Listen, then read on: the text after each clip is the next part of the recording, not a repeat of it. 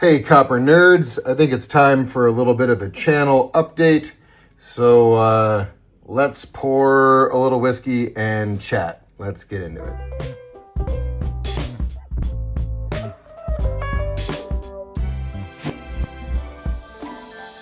So fall is here. That's seemingly official. And I just took my boys back to college yesterday, so that's a change around here. The older boys have been at college, but the youngest of the oldest kids, just left home for the first time. So that's a life change in a lot of ways. Just used to having someone around for 20 years, and now he's off at college. And my son Jordan is like a phenomenal culinary whiz. So he's been cooking meals for my wife and I almost every day for like the last 3 years. So I'm going to have to learn how to cook, or at least get back into smoking and barbecuing like I did before he sort of took over our meal prep.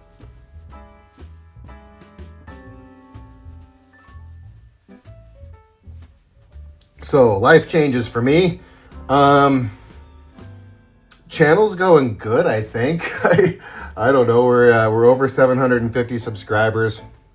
We're on that sort of what I think will be a slow climb till 1,000, and then if we get to that 1,000 along with another 1,000 watch hours, we're at 3,000 right now. Then technically the channel would become monetized. That doesn't mean a whole heck of a lot.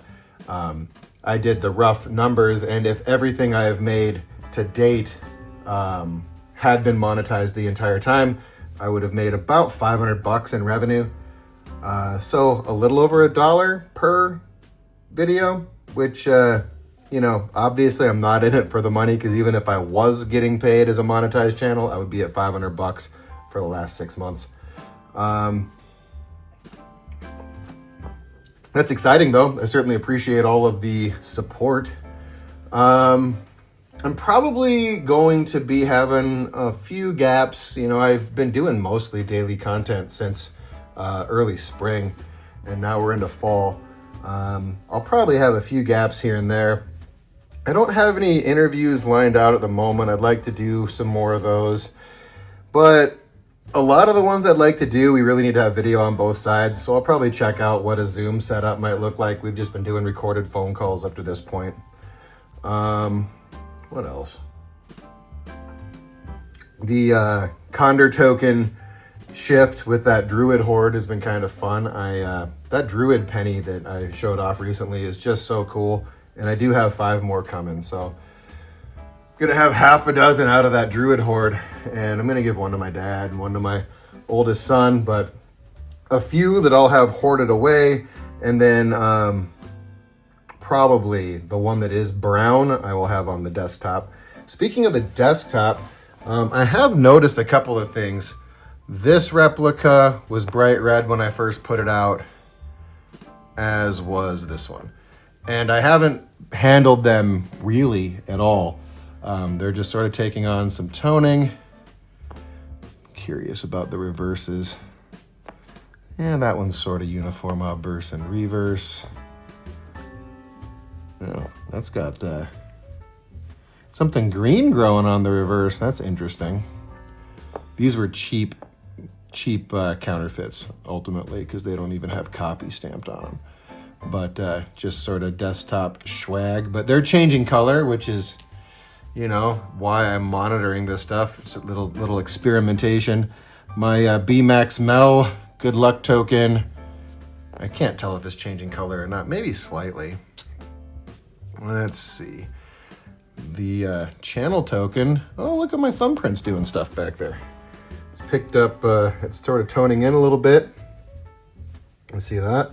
It's picked up sort of a little rainbow above the thumbprint there. So that's a fun experiment.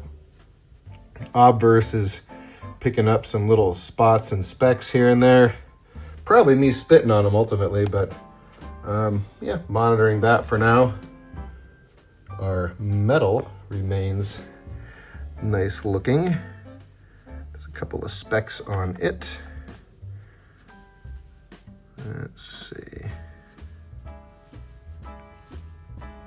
Yeah, probably a couple of spots that I should touch up with acetone, but part of why I keep this stuff on the desk is just to monitor what happens to it when it's left out, like these are. What else is going on?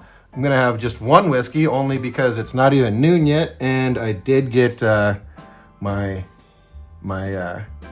summer car back out. I put it away in the spring because it was hailing. And I have a spot I store my extra vehicles across town. Haven't gotten it out since then, since probably April. So went and pulled that out today. Gonna drive it around a bit. The battery was almost dead because I put them in for the hailstorm. I forgot to put them on the trickle charger, which I always do. So my car's all spent the summer not plugged in when I assumed I had plugged them in, because I do plug them in. So gonna go for a cruise after a little while after this, but the car is just sitting outside running to charge the battery because I had to jump it. So that's fun. I'll show you guys a picture of my Challenger. It's cool. I got it last summer, and it's a decade old and had 9,000 miles on it for about half of new sticker. So I'll show you that.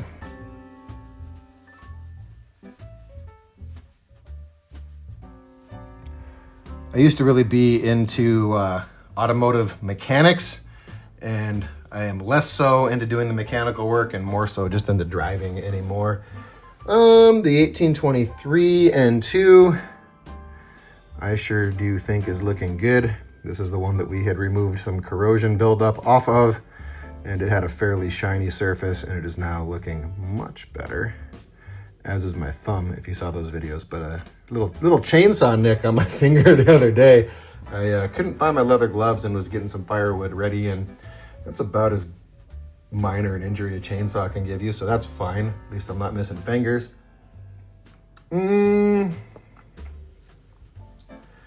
What else? I don't know. That's kind of about it. Again, I'm excited about where the channel is going. I am probably, I'm not going to be able to do daily content forever. At some point, it'll slow down a little bit.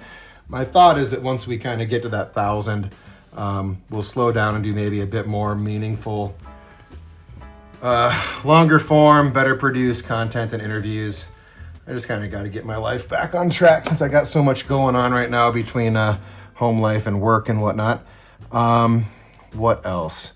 I've had people asking if I'm going to be like recording at EAC in Charlotte in April.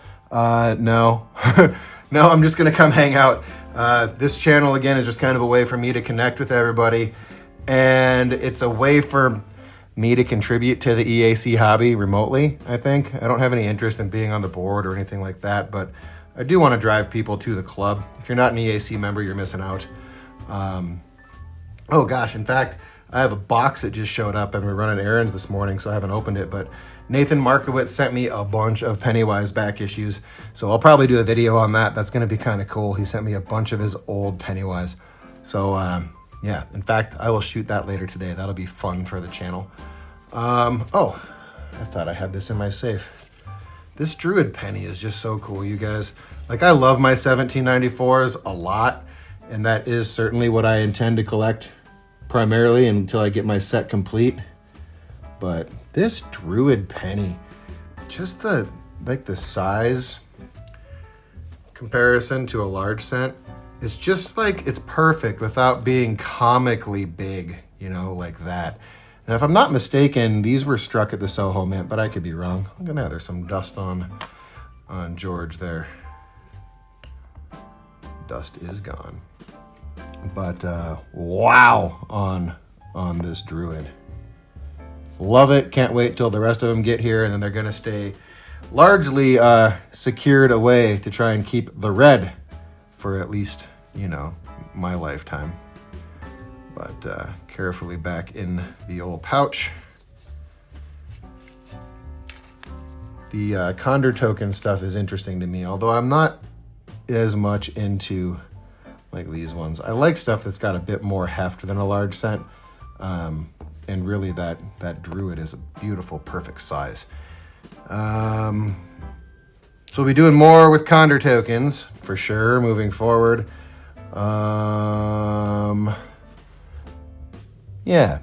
Yeah, that's kind of where things are going. I've had people ask about TikTok. A couple of people have been like, you should have a TikTok platform. I'm not trying to get too big. I think that sort of around that 1,000 subscriber mark is about as big as this channel should be if it is Copper Nerds. I think if we get bigger than that, it's going to become too diverse, and I don't mean diverse in a bad way, but I think we really want people who are truly into copper collecting on this channel. The other numismatic folks that aren't actually into copper seem to bring quite a bit of negativity, particularly when we talk about conservation and, handling. Actually, speaking of handling, there's been some concerns that I don't wear gloves even when handling nice stuff like the Druid.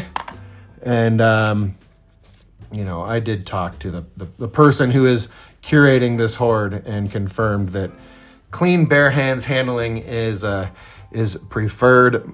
Really, everyone I've talked to in copper avoids the gloves just because you end up dropping stuff so often. You really lose a lot of your dexterity when you're got those white cotton gloves on. And I seem to not be able to find any that fit me correctly either. But yeah, I do and will continue to just handle stuff by their edges. Again, usually I'm dealing with stuff that isn't conditionally important, like the Druid. This is the only mint state copper coin that I have, as far as I know.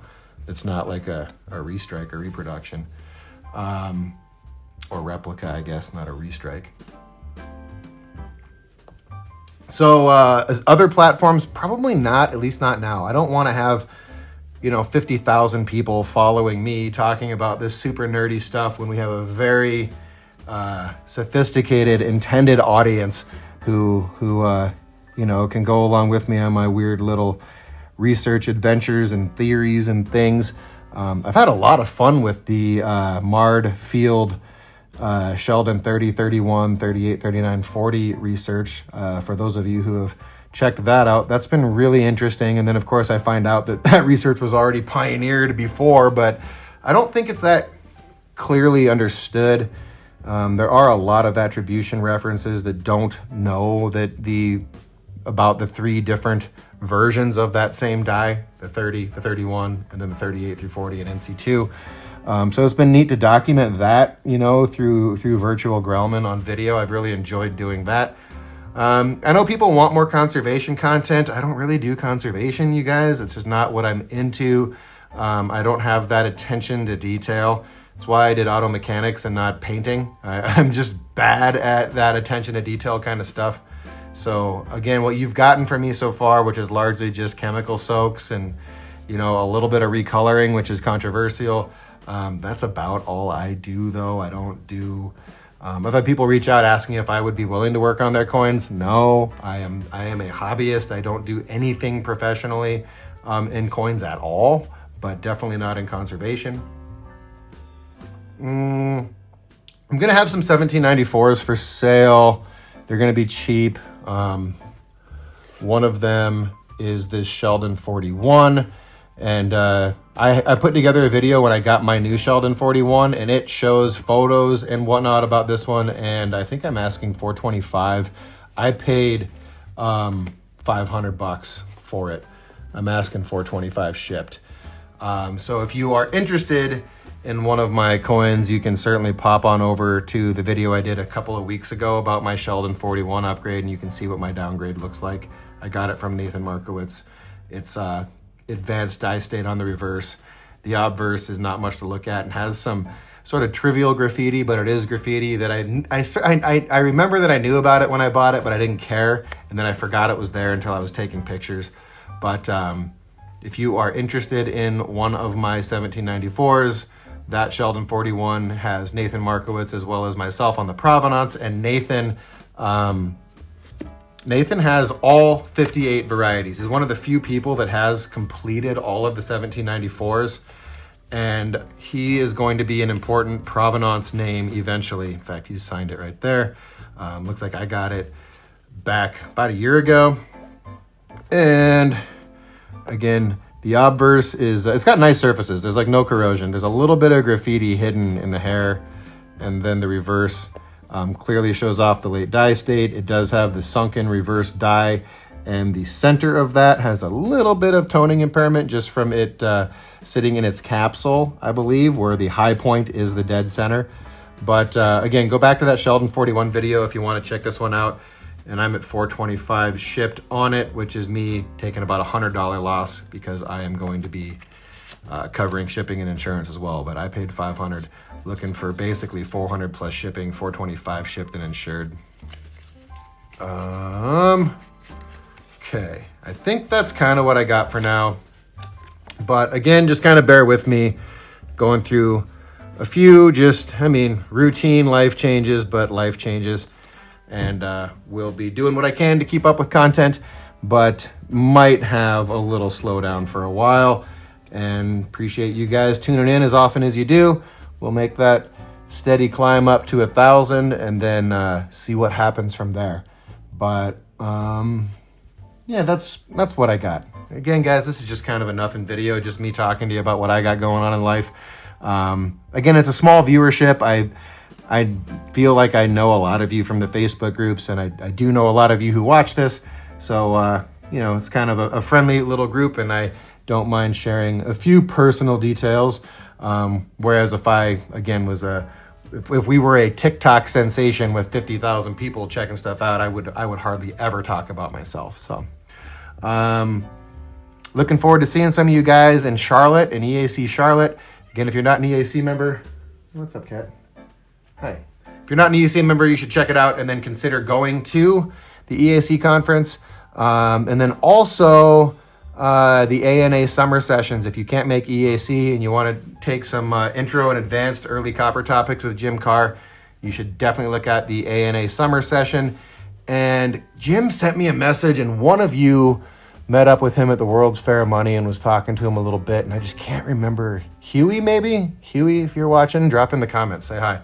But I guess a fella named Huey, I believe it was hanging out with Jim Carr, who's really my mentor, Dr. Carr, out at the World's Fair of Money, and was talking about how he's a subscriber to this channel. So that's very cool. The fact that you you brought the student's work to the master was neat, because Jim messaged me and said that Huey was talking about what we're doing here on the channel. So thank you for that, Huey. And yeah, I'm gonna finish this and go for a drive. That's what I'm gonna do. Kind of get my head back on straight now that the kids are off to college and I'm settling in for the fall. And I will talk to you guys a bit more in the comments, and I'll catch you on the next one. Peace. So I'm out on my drive doing a little bit of editing, and got the old shaker out. Is that shaker gonna move for us at all? Let's see. They don't really move like they used to. Of course, it's a manual because that's what I insist on. A couple of thoughts after listening to what I said earlier while I'm doing my editing. I don't support drinking and driving at all. Again, a short whiskey, and me being the heavy person that I am at 2:30 or so, I'm not at all impaired.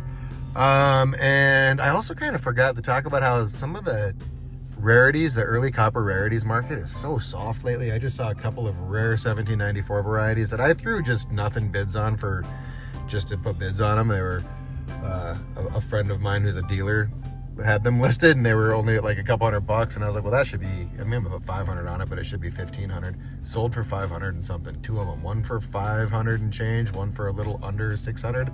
One was a Sheldon 35, one was a Sheldon 50.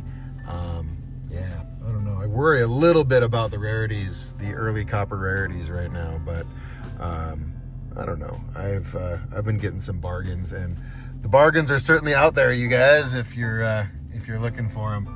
But anyway, that's what I got. If you are interested in my Sheldon 41, do let me know either in the comments here or under the Sheldon 41 video, which you should go check out because it's got much better photos and video of that particular coin. But it's kind of a cool one with, again, Nathan Markowitz provenance, which is going to become more important in the future. He's kind of a sleeper as someone who has all 58 varieties already acquired with a lot of duplicates, and a lot of my coins came from Nathan, who is a personal friend of mine. But, yep, okay, parting thoughts. Catch you later.